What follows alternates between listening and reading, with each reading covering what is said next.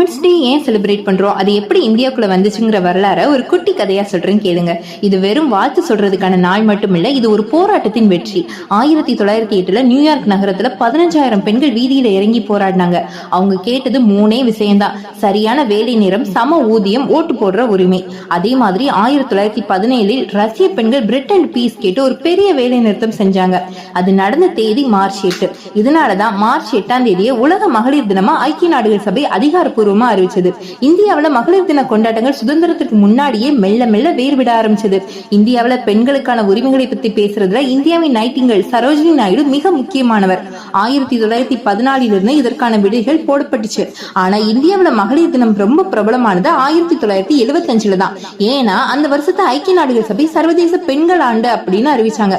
அப்போதைய பிரதமர் இந்திரா காந்தி அவர்கள் தலைமையில் இந்தியா முழுக்க பெண்களோட கல்வி, வேலைவாய்ப்பு பத்தின விழிப்புணர்வு நிகழ்ச்சிகள் பெரிய அளவுல நடந்துச்சு. அதுல இருந்துதான் மார்ச் 8 நாம ஒரு திருவிழா மாதிரி கொண்டாட ஆரம்பிச்சோம். இந்தியாவில மகளிர் தினத்தை பத்தி பேசும்போது நம்ம மறக்க கூடாத ஒரு பெண் முத்துலட்சுமி ரெட்டி. அந்த காலத்துல பெண்கள் படிக்கிறது பெரிய விஷயம். ஆனா முத்துலட்சுமி ரெட்டி அவங்க எல்லா தடைகளையும் உடைச்சு இந்தியாவின் முதல் பெண் மருத்துவர் ஆனாங்க. அவங்க டாக்டர் ஆனதுக்கு அப்புறம் அமைதியா உட்காரல. தேவதாசி முறை ஒழிப்பு, பெண்களுக்கு சொத்துரிமை, குழந்தை திருமண தடை சட்டம்னு பல போராட்டங்களை முன்னெடுத்தாங்க.